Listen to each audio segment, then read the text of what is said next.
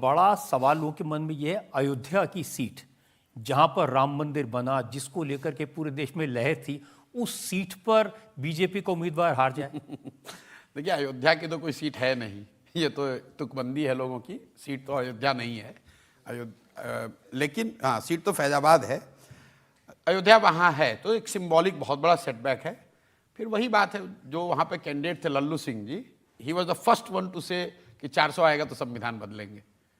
He was one of the first leaders who went public saying कि 400 seat इसलिए चाहिए कि संविधान बदलेंगे। और उनके सामने जो अनुसूचित जाति समाज के साथी लड़ रहे थे सपा से, उसका उनको फायदा हुआ होगा। और दूसरा, जब आप इस तरह के बहुत डेवलपमेंटल चीज़ें बहुत बड़ा चेंज लाते हैं तो समाज का एक तबका उससे अफेक्टेड भी होता है। विनोद मेहता जी जो पत्रकार थे, उनसे मैंने एक बार पूछा कि ये बताइए कि संजय गांधी के ज़माने में जब ये स्लम्स तोड़े जा रहे थे तो उनको फीडबैक नहीं जाता था। तो उन्होंने कहा कि प्रशांत जी, सबसे मजे की बात यह है कि उनको फीडबैक तो जाता था, लेकिन वो बैठ के ये कहते थे कि भाई मैं तो उनके लिए अच्छा कर रहा हूँ, मैं तो उनको स्लम से हटाकर अच्छी जगह पे घर दे रहा हूँ, फिर वो क्यों आंदोलन कर रहे हैं। तो कई बार ऐसा होता है कि आपने अयोध्या में रोड बनाने के लिए कोई बस्ती उजाड़ी, उनको शिफ्ट कर रहे हैं, अभी वो तो ट्रांजिशनल फेज है, लेकिन जिसका नुकसान हुआ उसको तो कल ही हो गया।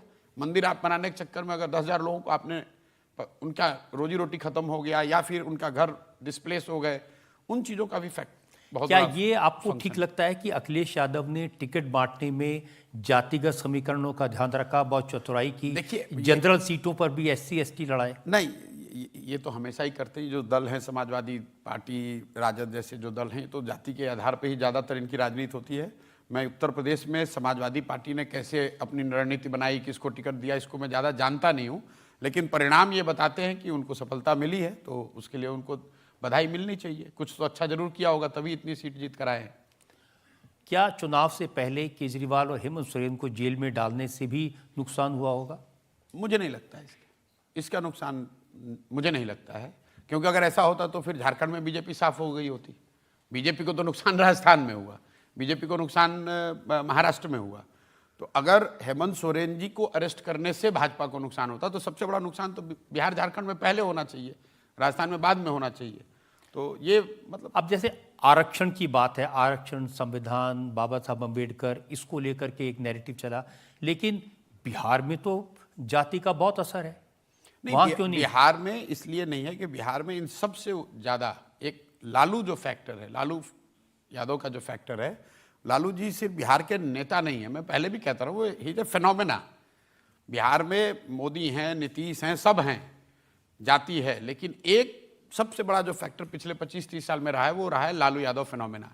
एक बिहार में एक बहुत बड़ा वर्ग या तो लालू जी के पक्ष में वोट करता है या दूसरा उसके विरोध में करता है, चाहे कुछ भी हो जाए वो उनके विरोध में ही वोट करेगा। कई लोग बता रहे नीतीश कुमार को 12 सीट आ गया, उनका तो रिवाइवल हो गया, कुछ नहीं हुआ है। वो सिर्फ लालू यादव के खिलाफ लड़ रहे थे।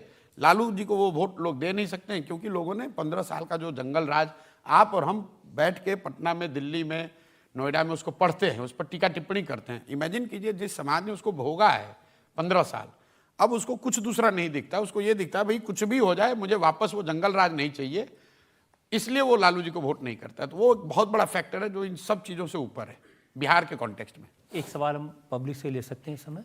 मेरा प्रश्न ये है कि 2024 चुनाव से पहले परिणामों से आपने कहा था कि कांग्रेस 3 फिगर्स में भी नहीं पहुंचेगी, और एग्जैक्टली वैसा हुआ कि 99 पे जाके रुक गई। तो क्या पहले से बातचीत बना के रखी थी क्या कांग्रेस से आपने? नहीं, ये तो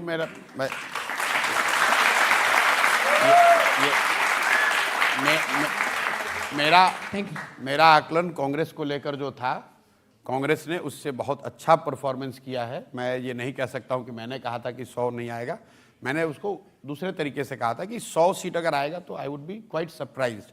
तो कांग्रेस को 99 सीट आया है, मुझे लगता है कि ये कांग्रेस की बड़ी सफलता आज के कॉन्टेक्स्ट में है।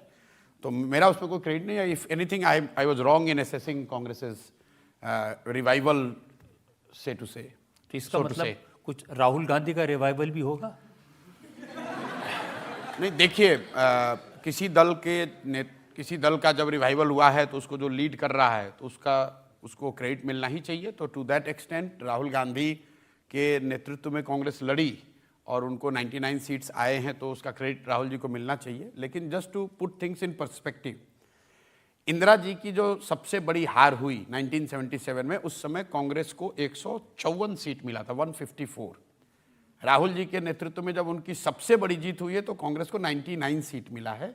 ये दिखाता है कि as a leader Rahul Gandhi has got miles to go before he reaches that state where we can say कि कंट्री में ही हैज अराइव्ड।